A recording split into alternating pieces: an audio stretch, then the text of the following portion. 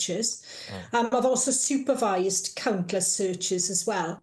Now, the Police and Criminal Evidence Act PACE that governs searches says they must be carried out where they're more than a basic pat-down in layman's terms by an officer of the same sex. That law dates from 1984. We all understood what same-sex meant in 1984, but the Police Chiefs Council are absolutely desperate to bring this in one shape or form or the other. And in fact, it was following the Home Affairs Select Committee grilling that the then Police Minister had in January 2024, which also followed the release of the Women's Rights Network report State-sanctioned sexual assault on their previous attempt to bring this in, that called a stop to it. I think it's important that everybody understands what a strip search actually involves. The women who are strip searched are often very vulnerable in custody. You know, it's a totally different demographic to male prisoners, for instance. You know, when a strip search involves the removal of your clothing, the exposure of your breasts, your genital area, you may be asked to bend over and expose your vulva area as well. It's very traumatic. It's important these are carried out properly and in accordance with the law. And I think we all remember Child Q, the 15-year-old girl who was exposed to this. How much worse would that have been if the officers doing that were male? OK, Cathy, I'll come back to you. Peter, there's a lot for you to come back to there. I do just put it to you there. I mean, why on earth should someone who was born a man, who maybe puts a wig on and pays £5 for a gender recognition certificate, be able to intimately search women? Well, it's not as simple as you express.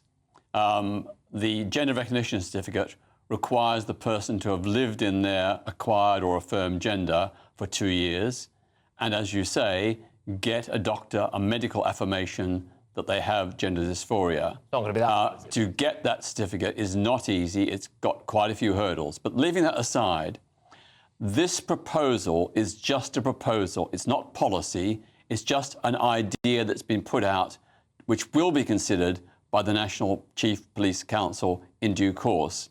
What's very important is that it states categorically that if a woman objects to being searched by a trans officer, they will have the right to have an officer of their same Why sex should they even have to appointed. Object, Peter? Why should they even have to object? If they're in a vulnerable situation to begin with, you know, probably the only way your life could get worse at that point is if a bloke in a wig turns up and says that they want to search your orifice. Yeah, well, let me just finish that point. So the woman does have the right to insist, if she wishes, that a non-trans person does that search. Moreover, we have to remember that all police officers go through very rigorous vetting, and they also go through very strict training about how to do these body searches.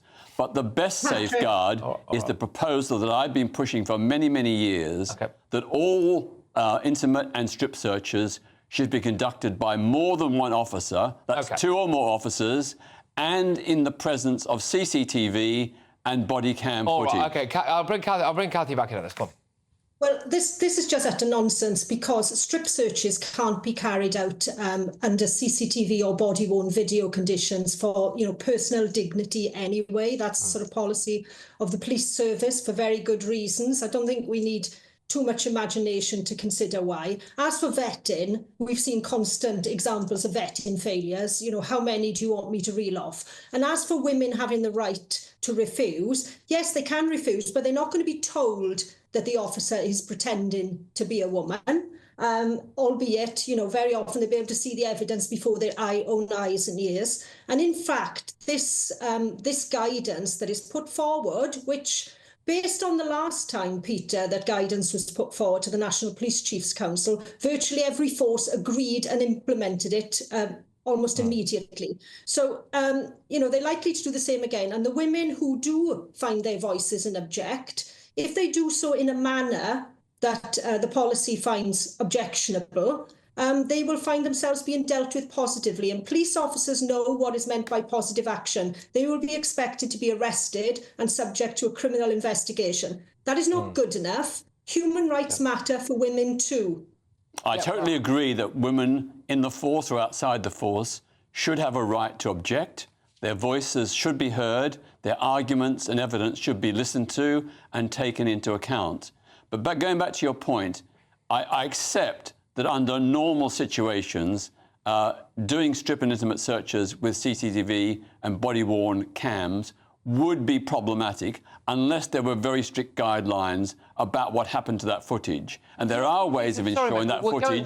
Let me finish. There are ways of... So many different points here. There are ways of making sure that footage is safeguarded. Ultimately, in your logic, by a woman having to be strip searched on camera to accommodate the fact that a bloke in a wig wants to be able to strip search her. No, I am saying all strip searches, and I speak as someone who myself have been subjected to police strip searches, which I would say, when a police officer grabs my genitals and squeezes my testicles until I screamed, that was unlawful, and that is why I think only strip searches with 2 or more officers present and with some kind of CCTV or body cam footage is absolutely imperative for everyone, not just women, but for men too.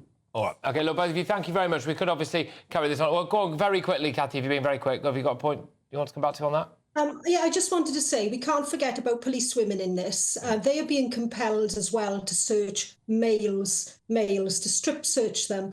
And those policewomen will likely be disciplined if they refuse, for all the fine talk in this NPCC policy. And I know for a fact, at this point in time, senior officers are already discussing considering disciplining female officers who refuse. It's ridiculous. Simply not good enough. All right, but that's wrong. That's wrong. Well, I think Cathy might know slightly better. But anyway, Cathy Larkman, thank you very much, as of course, the retired police superintendent.